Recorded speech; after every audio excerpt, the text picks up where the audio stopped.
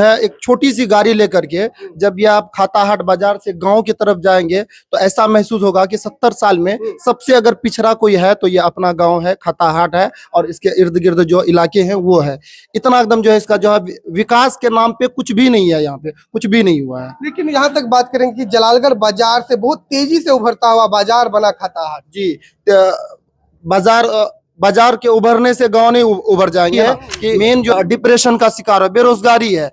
20 साल पढ़ने के बाद डिग्रियां तो आ जाती है, नौकरियां नहीं आती है। अब वो पढ़ने के बाद क्या करेंगे, क्या कौन सा काम करेंगे? बीजेपी का एनडीए के भी प्रत्याशी है, बीजेपी लोजपा और उनके गठबंधन के जो है एक उम्मीदवार है नीतीश जी भी कहते हैं कि जात पात से ऊपर उठ करके राजनीति करना है, विकास की बात करनी है। तो फिर आप लोग इरफान को क्यों चुन रहे हैं, नीतीश जी को क्यों नहीं चुन रहे हैं? इनका भी मैं जवाब दे रहा हूँ। इरफान साहब को मैं इसलिए ये कर रहा हूँ, चुन रहा हूँ, हम लोग खास करके कस्बा विधानसभा से।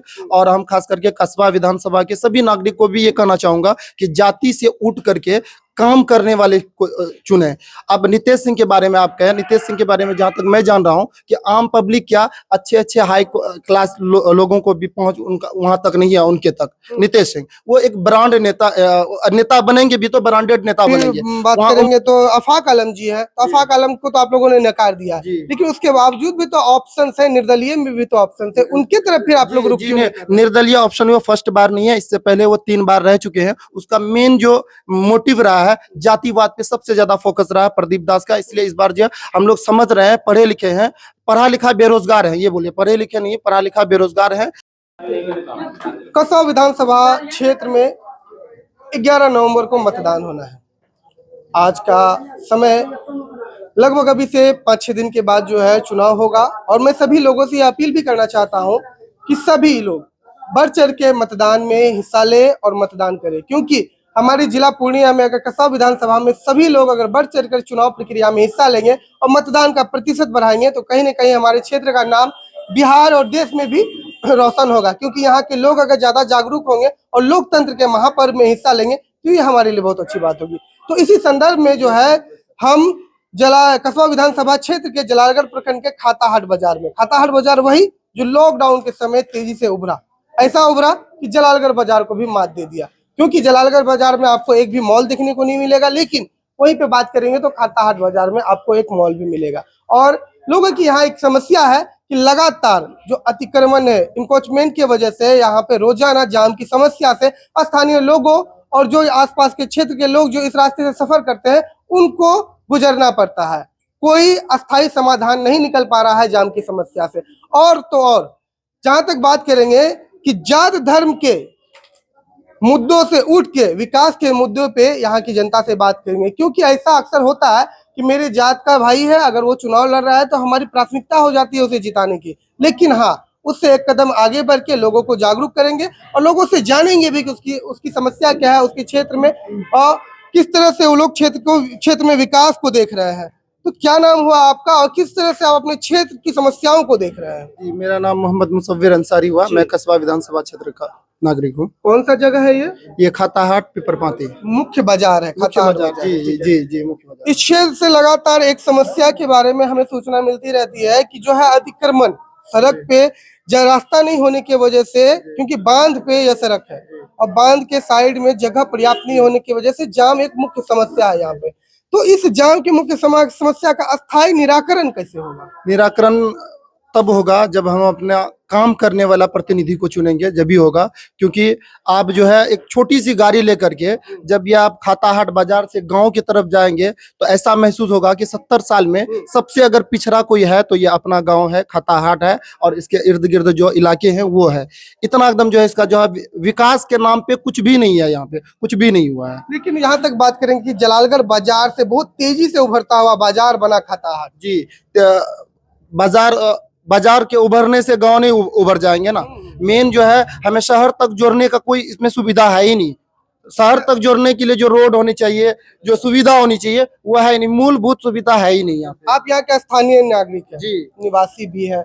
और एक बात बताइए कि 5 ऐसी मुख्य समस्याएं जो आपके एकम्बा खाताहाट में हो, जिसका निराकरण जो जनप्रतिनिधि जीत के आएंगे वो करना चाहेंगे। जी, एजुकेशन पे होना है, जी, उसके बाद यहाँ पे जो है क्या कहते हैं हॉस्पिटल बना, वो सिर्फ नाम के बने हुए हैं, उस पे काम होना है, बेरोजगारी पे होना है, भ्रष्टाचार पे होना है। बड़ी सबसे बड़ी बात और सबसे बुरी बात ये है कि यहाँ से जो पलायन हो रहे हैं आज अभी अभी धक्के मार मार के मेरे भाई और मेरे गांव के बहुत सारे हैं वोट देने के लिए आ रहे हैं, टिकट लेने के लिए। ऐसा लग रहा है कि 10 दिन से खाना नहीं मिला। छठ जैसा, ईद जैसा महापर्व माहौल- के बाद जो है लोकतंत्र का महापर्व के लिए लोग जी। टिकट बनवा रहे हैं। इस तरह से आ रहा है। कहने का मतलब यह है, यहाँ अगर रोजगार मिल जाए तो उसे जाने की जरूरत नहीं होगी।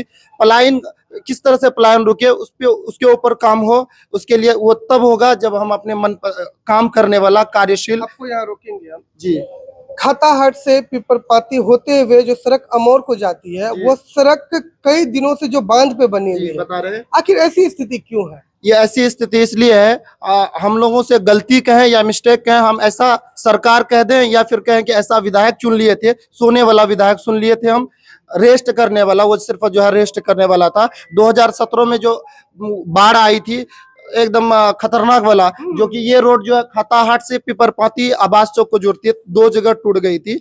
और 2017 में जो रोड टूटी है अभी तक यूं का यूं है और आए दिन गाड़ी पलटते। 2017 से 25 का लगभग 8 सालों का फासला है। 8 सालों के फासले में विधायक जी ने कुछ बदलाव नहीं किया है। आप अभी तो रात हो गई है, दिखाई नहीं देगा। अगर अभी जाएंगे लाइट के जरिए से भी आप देखेंगे, आपकी गाड़ी क्या बताया, मतलब कि कुछ चलने लायक है ही नहीं अभी वहां पे आवास चौक में। उसके बाद जस्ट यहाँ पे जो है मिथिलेश सिंह के घर के पास यूनिवर्स कोचिंग के पास भी टूटा था, वहां का भी स्थिति वैसा का वैसा है। 2017 में यहाँ और 2017 कोसी दादर घाट वाला भी, उसका हाल देख लीजिए। इसी से आपका विकास का अंदाजा लग जाएगा। पर विधायक जी जो है निवर्तमान विधायक आफाक आलम जी ने तो जो वादा किया था उनको पूरा किया। खाता जलालगढ़ से खाताहाट आने के लिए सड़क दे दी उन्होंने।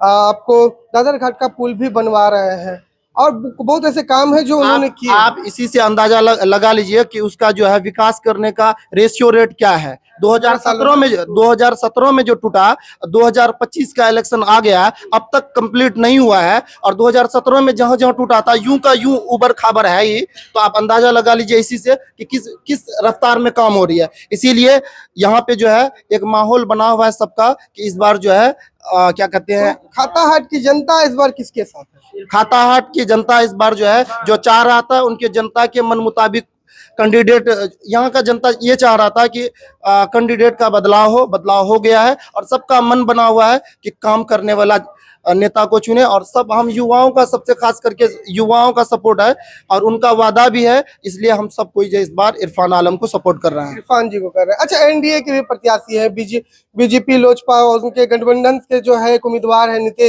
नीतीश जी भी कहते हैं कि जात पात से ऊपर उठ करके राजनीति करना है, विकास की बात करनी है। तो फिर आप लोग इरफान को क्यों चुन रहे हैं, नीतीश जी को क्यों नहीं चुन रहे हैं? इनका भी मैं जवाब दे रहा हूँ। इरफान साहब को मैं इसलिए ये कर रहा हूँ, चुन रहा हूँ, हम लोग खास करके कस्बा विधानसभा से, और हम खास करके कस्बा विधानसभा के सभी नागरिक को भी ये कहना चाहूंगा कि जाति से उठ करके काम करने वाले को चुने।